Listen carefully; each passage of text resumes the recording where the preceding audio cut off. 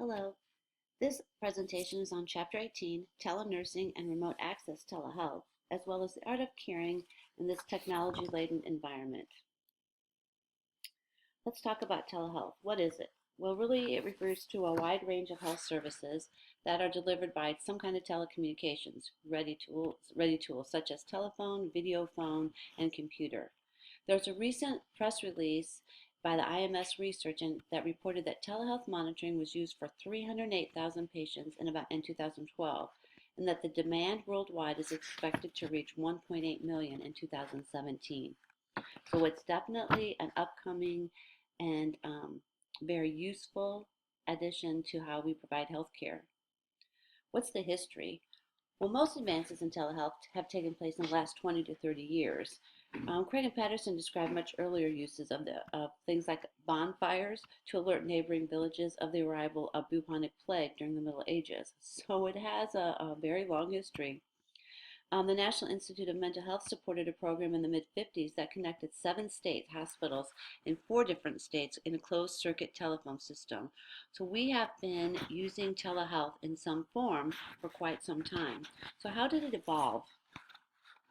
Well, those early uses in the 70s of much more advanced forms of telehealth in the medical field because they referred to it as telemedicine. So this is when they sent radiology and pathology images to specialists who were located at different places to give their input or make a diagnosis and then send back to where they came from.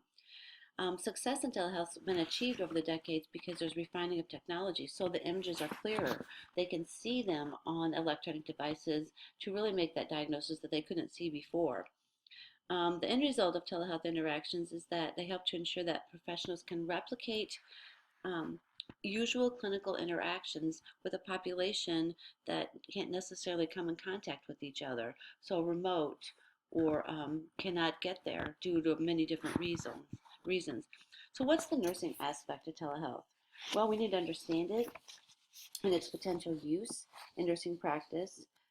We know telehealth interventions and contacts are performed off-site, and they require less time on task because if they're the right efficiencies that are offered by the technology applications. So what are the driving forces? Well, some is demographics. Um, People in rural areas who don't have access to transportation or alone and can't drive anymore, and we know that families aren't all living all together, so sometimes you'll have an elderly family member living miles away from anyone who can help get them for care.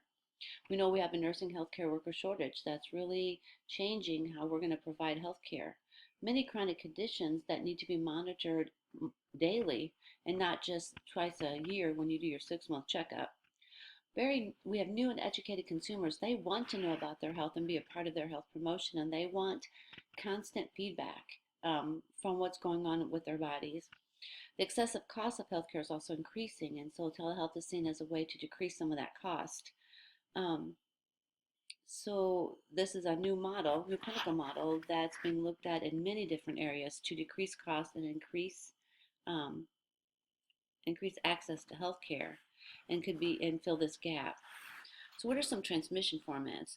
Well, we know there's storing and forward. So the digital images or video or sounds are stored or captured, and then they're sent or transmitted securely to a specialist or clinician at another location who can then diagnose and read them.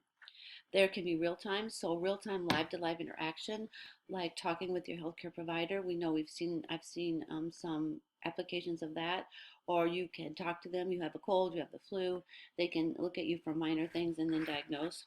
Remote, so they capture and transmit that biometric data. So in one of the last presentations, I talked about patients can wear devices that can monitor their blood pressure, their blood glucose, different things like that. Pregnant moms who are on bed rest at home, their babies can be monitored in contractions, and that can be sent to the OB, and then through the telephone. Let's talk a little bit about some clinical application. So we already talked about images, transmitting images for diagnosis and treatment. Data, we already talked about that. Blood glucose readings, vitals, and those kind of things. Also to provide disease prevention and promotion of good health. So telephonic case management, talking off and on with the patients that you're trying to keep healthy, trying to keep at home and not into the hospital. There's also call centers at both hospitals in our area and many in hospitals in adjoining areas that have call centers to triage if people need to come into the ER, need to go to the urgent care. And then we already talked about real-time video, um, where you're looking at some kind of health issue that the patient has. So let's talk about nursing. What's telenursing? That's really telecommunication of information technology that provides nursing services and healthcare that enhances the care whenever the physical distance between the patient and the nurse is there and they're not together. So mostly telehealth, telehome health at the moment is what nursing is mostly involved in. Care in the home is clearly a key concern and preference. People want to stay home and they want to stay in their homes as long as possible. They don't want to be in long care centers. And so, this is a way to monitor those people with chronic health conditions who need to be looked at daily or at least weekly, to make sure that they're not gaining weight as a COPD or needs to go, or congestive heart failure and needs to go into the hospital. What kind of things they can do before they tip over and become very, very sick. Can provide patient education along the way. And so telehealth nurses, home care telehealth nurses, are really expected to play a very vital and dynamic role in our future of healthcare. There are also nurse specialists who provide remote monitoring in the ICU. So they're a second pair of eyes to those patients when you're short staffed in the ICU. They monitor the real time data. They look for trends to see if interventions are needed. And then they can alert the bedside nurse to go back and look at, this patient is becoming unstable, needs to have something done. Let's look at some things that affect telehealth and is population and chronic disease. So we know our patient populations, we already talked about homebound, limited access to transportation, lack of primary care, and maybe emergency resources in rural areas due to downsizing of hospitals and hospitals combining together and closing different sites. Also, it's used as a strategy to decrease hospital length of stay. We already talked a little bit about chronic disease patients, those with congestive heart failure and COPD, who can be monitored daily. And then interventions can be, the home health nurse can come out, do interventions before they're so ill that they need to go to the hospital. Even in assisted living facilities and subacute cares, there can be kiosks to do blood pressures. Vital signs can be reported back then to a home health nurse or a care nurse who is over the entire facility to see who needs to be seen and who doesn't. Even employers with wellness programs are starting to use telehealth. They're using it to help reduce absenteeism and increase productivity and decrease healthcare costs, because then they find they have tiers, and if patients fall into, or the employees fall into different categories, they can start to counsel them, help them with their diet, help them get their blood pressure under control. And they could do this through phone calls and maybe video, and then instead of having to have them come in, so patients are more compliant and they can see more patients. What are some of the tools and software for home telehealth?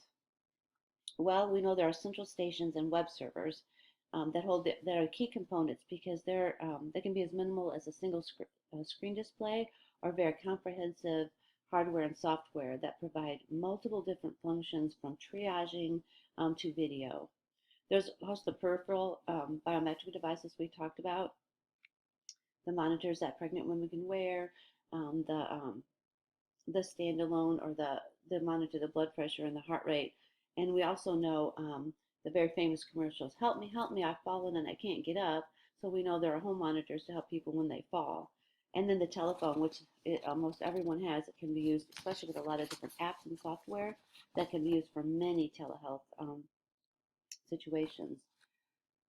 Personal emergency response systems, which is what I just talked about, the buttons that people can push when they have fallen.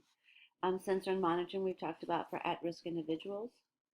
And then what kind of software? There's digital software that records information over time that then is transmitted when the patient goes into the hospital or to the physician's office, or transmitted like a Holter monitor, and then it's sent into the company for the data to be read.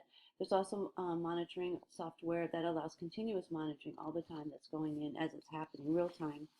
Very advanced monitoring software is being developed that can monitor multiple pieces of equipment that the patient might be wearing, for congestive heart failure, to monitor EKG, blood sugar, all kinds of different things, their respiratory rate, even their weight, and then put all that information together. What are some considerations with telehealth and for telenursing? Well, some has to do with ethical legal. First of all, if you're monitoring patients in different states, you have to be licensed in all those states. Now with the compact that they're talking about, where Illinois will belong to a compact, and then our license will be good in many different states. They have that in different places across the U.S., and that will make much difference. Um, we have to be sure that we practice within our scope as we practice in home or as we're monitoring patients, that we don't practice outside of our scope, and then be very vigilant about the kind of documentation we're keeping because of how we're doing it on a not when we're side by side with the patient. We also have a lot of ethical questions to ask. Is the provider or is the solution provider or patient centric? The technology, does it shift to remote services? Does it promote rationale and efficiency, or is it just because it might be cheaper? Does it affect the patient's home and life and the rest of their family by what they're wearing or what they're doing? And does it attempt to manipulate the behavior of the patient? If it starts to beep, if their blood sugar is too high, does it start to, what's the ethical ramifications of monitoring a patient, maybe what they're eating? And how might the replacement of this human contact by new technologies not necessarily be seen as a good change for everyone? We also have to look at policy, procedure, and confidentiality, of course. We have to enroll patients and educate them on the equipment and what's going to happen. We have to get informed consent. They have to agree to wear the devices, and they have to agree to have their information transmitted. We also have to be sure that the systems have high levels of data security, because we know all things are getting hacked this day. And people are always trying to get your personal information and steal your identity. Um, so everybody has to be trained in data stuff and in data security. As far as the future, we know that home monitoring systems are going to be much more integrated with many more expanded features and applications, and that emergency response devices and environmental safety monitors are also being looked at and integrated and made better. So can we really continue to provide a caring patient experience with all this technology-laden environments? So to what extent does the technology disrupt the nurse-patient caring encounter? And how can we continue to care effectively for our patients and promote healing environments while incorporating all the advantages and efficiencies that technology provides? So let's talk a little bit about caring and presence. We all know Watson's theory of human caring, that healing is conscious and intentional, and to promote healing. It's an energy within the human environment field, and her 10 curative processes. Now, I'm not going to read all of those to you, but please look them up in your text so you can familiarize yourself with those again. But her curatives explain the caring process of taking care of patients. In the patient encounter, are you always fully present and conscious of the individual when you're taking care of them? Do you smile and greet them and acknowledge their visitors and listen intently to their concerns? Or is your mind sometimes more on the technology and what you have to document and chart? Do you explain what you're charting and what you're doing? Some people think of the situation where you push the workstation in there and it's between you and the patient. You're charting, not even looking over it at them. So does the workstation create a barrier for you? So these are all questions we have to ask ourselves as technology becomes much more a part of how we take care of patients. Now, Patterson and Zerda's humanistic nursing theory talks about the basis of nursing is the response to a call for help in solving a health-related problem. So nurses hear the call and respond supposedly with their entire being, their knowledge, experience, ethics, and competencies that then shape the interaction with the patient. Nursing care requires a conscious awareness of self and the uniqueness of our patients. So it takes emotional energy, and we have to avoid the potential to inadvertently dehumanize our patient in this technology-laden environment. So what is presence? Presence is the act of being there and being with the patient, fully focusing on their needs. It's an interpersonal process that has to be consciously practiced at all times. Full presence means that you greet the patient by name and you communicate and you pay attention, but you're not necessarily, or physical presence, that you're there, you're talking to the patient, but you're not really attentive or communicating. But full presence means that you're there, mind, body, and soul, greeting and talking and paying attention to what's being said. Now, a transcendent presence uses centering to clear your mind and make the patient the sole center of what's happening at the time. How do you enhance your caring presence?